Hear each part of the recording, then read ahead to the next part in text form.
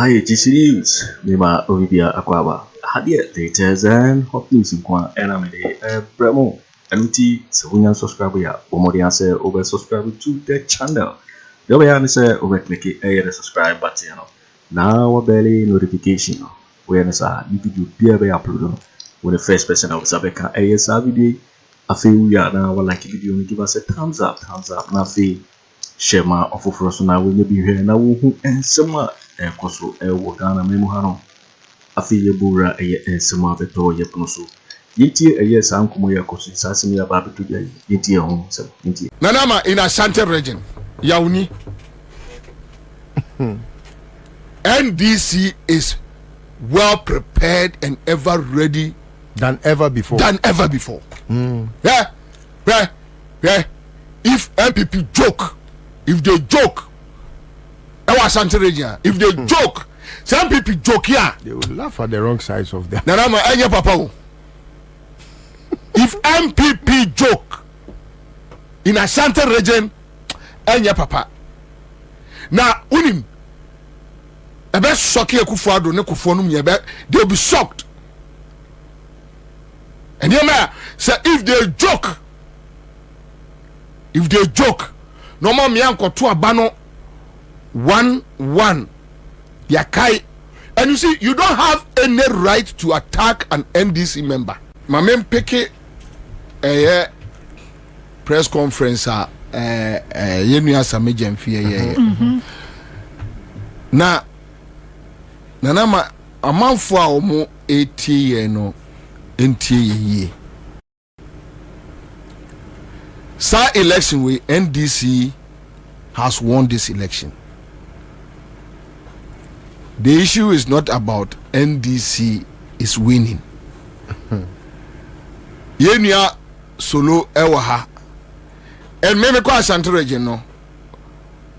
Men doubte eye ora Alan Kyeremanteng in Rosa or making it in Asante region. I don't doubt it.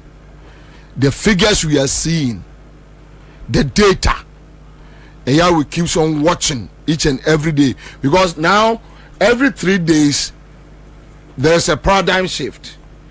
Every 3 days it keeps on swinging. Okay, it keeps on swinging, and we are watching per aspects. Yeah, no more kasano. At least quarter by second of December. Okay. The figures we will have on the 2nd of December will be the election figures. So obia hwade no ena ehim ko basa tubo se bu wa na cheda timi ko bia 6 wa Asante na Alan atiaba bia be 4 wo na Alan ko 6 na cheda atiaba 4 because amount for agri keeps on flipping. Obu wa be sia no adum question be busa no okofie wo ebi asafo na akosia no a the person will tell you something. He will tell you something. Ebi say ni pebia no wo ma me nchen a asema wo kanko na wo papa cha asema wo kanko ma se so ebi didi wo ma me ho. I think you have given us a very fair example pa. So it keeps on swinging, but in all, NDC has won these elections hands down. The president is aware, the chief of staff is aware, the Ghana military is aware, the Ghana police service is aware. Dan parenum ewo figures. They have data. The foreign missions are aware. The various embassies in Ghana are aware. Omi aware. But it's simple, sir. Said you can you know komo ena ye ba ho no. Okay. So I heard Yera Sammy Gyamfi. And Sammy Gyamfi press conference no mainly was about a brigadier Opoku.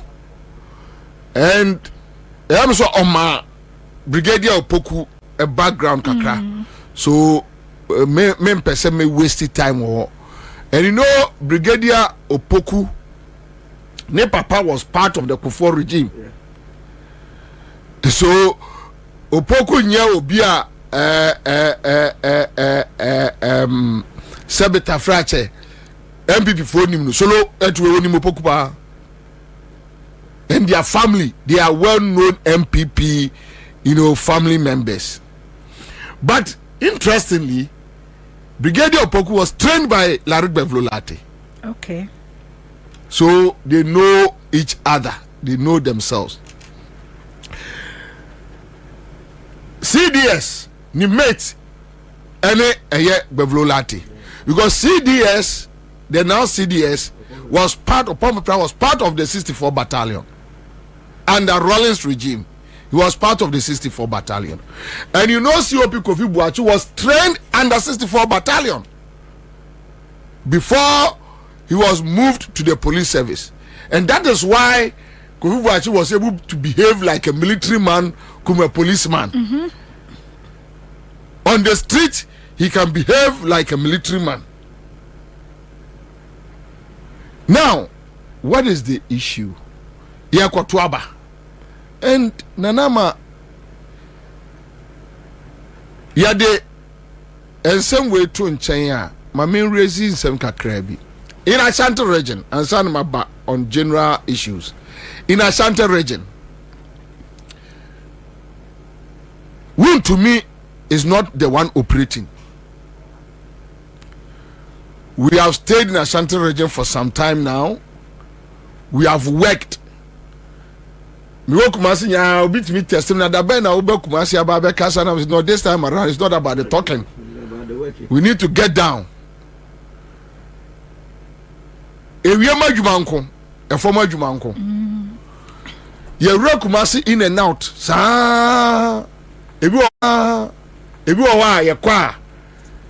Sometimes we need to go and sleep outside Kumasi. We come in because you see, Kumasi are choked at my MPP. So they are now moving their plans out of Kumasi. They are operating around Fijase, Sechere West, Mampon, Drobonso, Sechere Domase, those areas, because their initial place are now almost estafi ballot every Apre. Omu yusu Apre. No more yusu Fomena. A printed a near money free.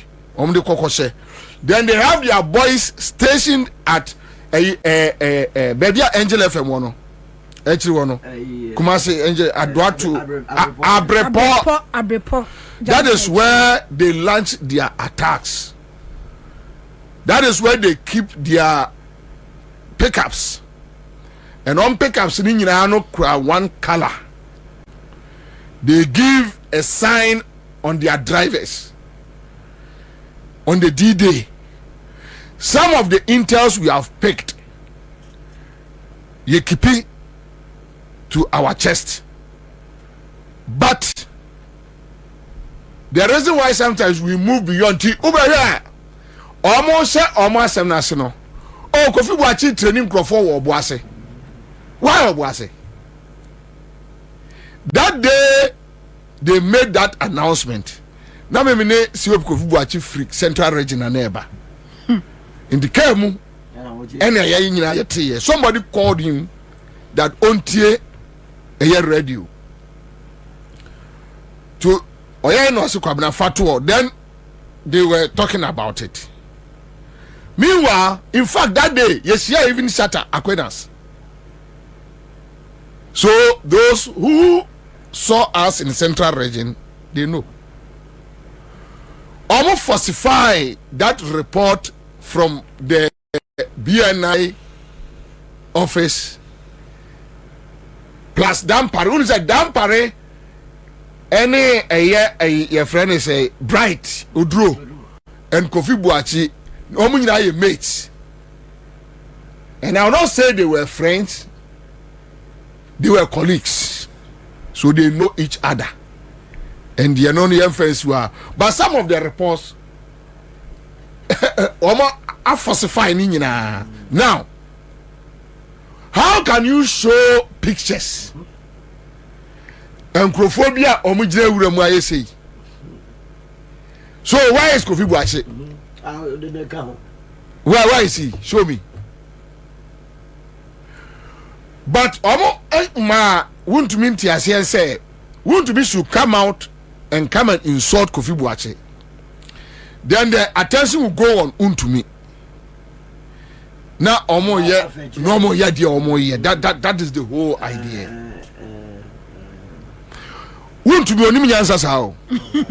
Dabi. Wajibi uja ono nkwa so onya dia Untumi ncheda onye obi a onimi nyansa sa. Dabi. Na dwene no enye. So what they do is go insult them, engage them in the street. Now pay attention. No. Wow, in fact, the main operator for Untumi is his boy Andy. Yeah. On the name Kenkai. So we are aware. Then Brigadier Opoku and I take up the challenge. There is this lady in Kumase. Who are MPP? Baby, a former a friend say Central Command. Who's Omaton? Yes, Omaton building. Omaton MPP ni woman be. Oh. Yes. And Omaton Amano. Baby, regional police commander at Omaton. So Muku Sifu from the Ama any regional police commander Obeba. You know, so these two personalities which we have decided to conceal the identity for now. Omo ene Ken Opoku no Brigadier Opoku ena Sir Jumano. But Kumasi nye safe Emma Omo. Kumasi yo. Kumasi do me awe. No Kumasi nye. Kumasi do me awe. Baby anyway. Kumasi nye. Look Nanama from Tafo Saturday na NDC wo Tafo. From we abusa no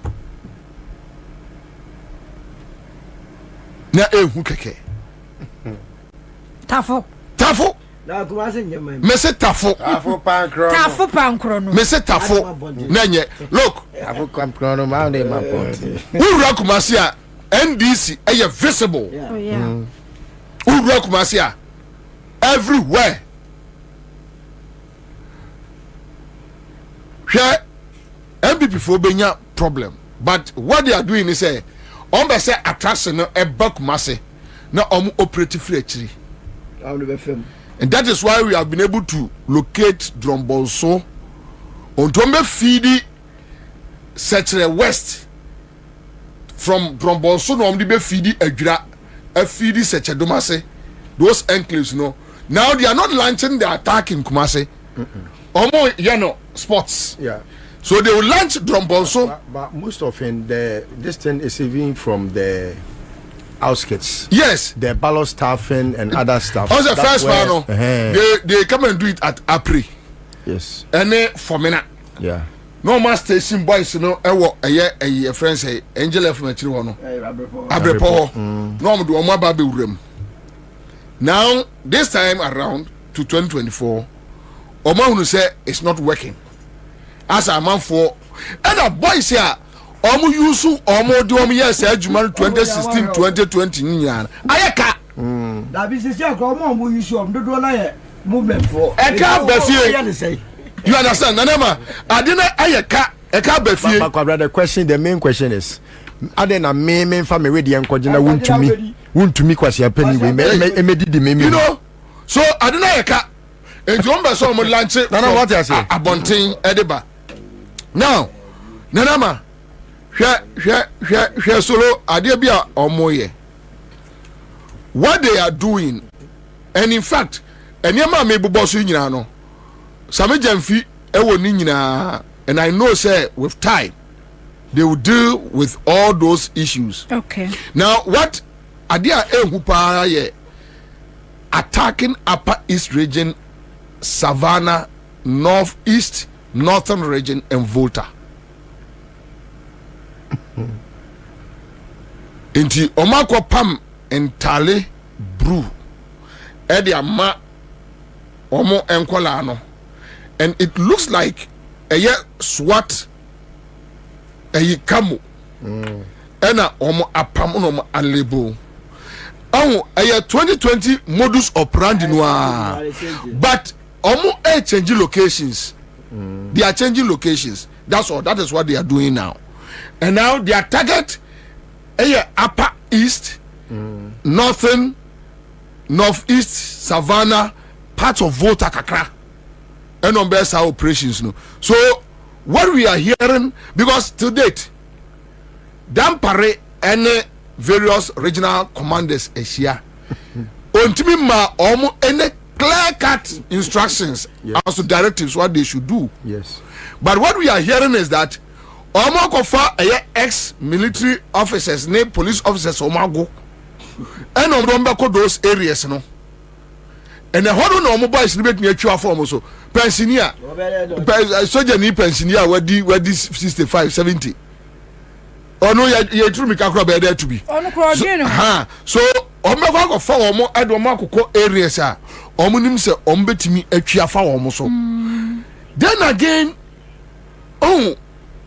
nyansa ni omo trim there has been 5 issues bi a ye pese ye jai masa me Gyamfi no na omo ye ho adwuma. Okay.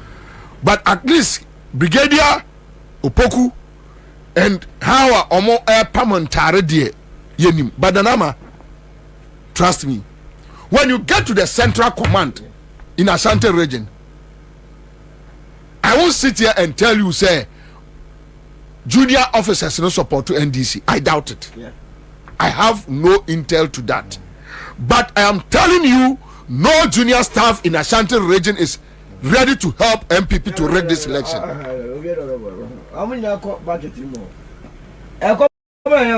Me say, a soldier for junior officer, that day, Brigadier Opoku Ebeka Ononkwa. Ebeka General. Brigadier General. The police service. Formerly Ken Opoku. Yes, the police service. The police service. As a Thursday night, Friday night, Saturday night. Why? Anti-robbery for no. Striking force.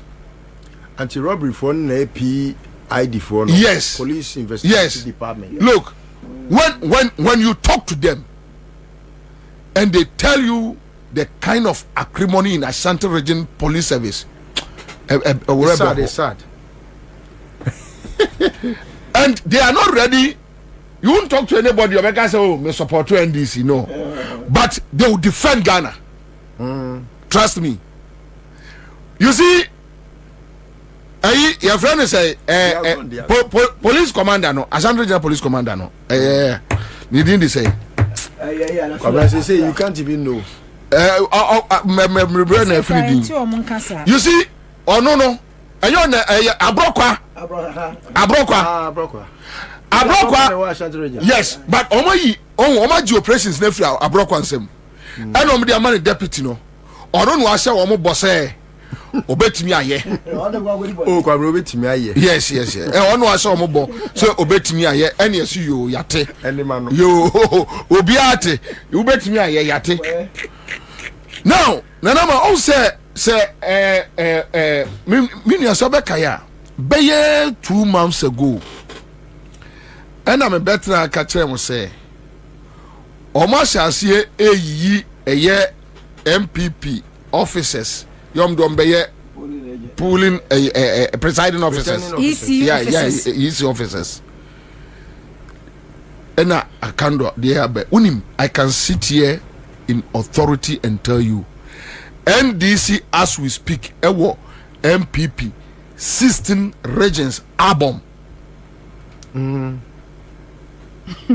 straight. Yes, I can sit here and tell you in authority the NDC National Democratic Congress ekura MPP omo album omo de eto aba eyi eya regional executives constituency executives no omo kura 16 regions and this was 16 regions. I have seen it. They have every constituency, they have branches police stations omo wo obia picture everybody and this war in the coming days ube wan dey be koso okroma And because Kwabena Kaya, the course so war a just election no. Yes. On sen conform me no mo koye bribery ayi na father so MP no. Wonim nipa mo ko beli omo wo OSP. Yes. Omo mo ko beli omo no ye NPP constituency executives. I see. And ko beli omo. EC official. EC officials so EC officials. I see. Say EC official aye bone. Na yes ye kwa akwachi no. Na ya akwachi na wi a nipa okwa beli no oye electoral commission ne your friend is saying ne MPP party executive and they go bail you. Yeah. So it should tell you that your modus operandi and society that almost no but say no baby am the befa bia 90s ni Ghana for hu omo.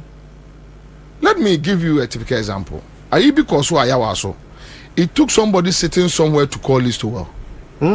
First bank in Pakro no on and send the location. Registration you know they are still doing it. Yes, I talk to you now. So I'm for tema. I have all that information. So you see, even and the people called, even civilians, citizens, no, no, they are ready to help. Sabet Afrache, your car security will be anywhere where they drew. Obia no moti adru. The normal people on the street that you talk to. Intel, yeah. What you say, then you pick your feet from there. However, the mass security you need to get it right. What you say, strike averager. You make sure say unya damages baby. The more you get the damages, the more you lose. Into at least so damages here even by 20%. Now when you're 80 writer, you are good to go. Nanama, sad you know omo yes omo day a year MPP for be year returning officers, presiding officers. You see, look on the 7th, NDC for bia the NPP delegate book besser moto mako police station Kotwaba. Na so bia book room. Say bia wo Domiko Abenya for you be print bia ma omo constituency no MPP for omo what delegates book no mu you be print ni bebre amamo enti okwa na MPP ni wo so nanim din na EC official yi bodo ne kokoso ha eni ni ndili say MPP ni eni ni delete say EC ni so simple so simple. I know said they will take this matter up and the EC will work on it. Coming himself pennyphobia SP head sa you ya ombeko IPAC. I think you said Thursday. I don't know. We are hoping. Say ebia EC no be can be because NDC will dozia. On this issue I can't do a reason. Oh Nana, I can't sit here and tell you all. NDC forward dozia papa. Papa, is that anything you could across the country? Debbie Abusa who say, Inti yet then to say Omane Boama. The end from the beginning. Now, I can't feel almost admit it, you be correct. How do they know? Oh, and because we say no one is in an island. Because who Jamesano, Obi Wadafo. Yeah. How do you know that person is going to vote for NDC? You cannot keep things secretly because the person you are sharing your secret with also has a friend whom he or she will share. Yes, and we are neighbors. You know, obi to me left, obi to me right. How do you know how I wait? And you see, say member for A2 Africa Kunyaswa. It's before serve as intelligence point. Yes, they serve as the intelligence point. Yeah, because everything they will see, they are willing to talk about it, to tell you, to share, and that is where you pick your feed and all those things. Now, Nanama in Asante region, Yauni, NDC is well prepared and ever ready. Than ever before. Yeah. If MPP joke, if they joke Asante region, if they joke, some people joke here, they will laugh at the wrong sides of them. Nanama Anya Papa. If MPP joke in Asante region, Anya Papa. Now, unim, a best shocky Akufo Addo ne kufonum yebe, they'll be shocked. And you may say if they joke, no more me uncle to a bano 1-1. Yakai. And you see, you don't have any right to attack an NDC member. And another Mamin Kasa we Mathieu eye national chairman. Waka NDC penifon bebre aka. Me bompa some do ose be yo. Enya Asante region kwa. We are Ghana ni, we are NDC ni, wherever you find yourself. Otu abani we are jina ho. Me say and then me call Peace FM online on one of their portals. Na one of the army commanders, Otu we are Kofi about 5 and waba. That what Jimmy Pa wabodam. The 909. Nobody is going home. Sadian and Nanama Marembo NDC Asante region Baskura wait na kaime. Amo de voting materials in ba Saturday nana omo de ba anopa be 11. Nanama Nana kwesi. Womo the full bus ne kwesi a womo kwam na womo escort womo do womo ba. Asat Saturday Sunday na NDC fire ka ewo depot police depot patase nti o ma chom mienu wenum akoda anadwena wenum ho ucho mo brother man ucho ba 24 hour they were there Some were electoral materials and NDC for those to MPP for so but who say NDC have captured the whole area no mo to no mo hwe mo ti so mo eyi dispatch say we say o ma say dispatch constituencies we nkwa na this for no you back me no say no so fa pick up no mo di akiri apart from your agents no omo ye adwuma no we have other people volunteering enye obi na go from mu that baby amodi ade na ko bia na ye koja ye see anuanom ka ho ye koja wo mo omo betim de omo akọ no ba se aba na another batch are taking over. It got to a point. Then we're having reports of what was going on. Tiana, you know, and I'm here so yen took a concussion the coso. Native binding num so work masse. And they're also working. Asante region will not be so easy.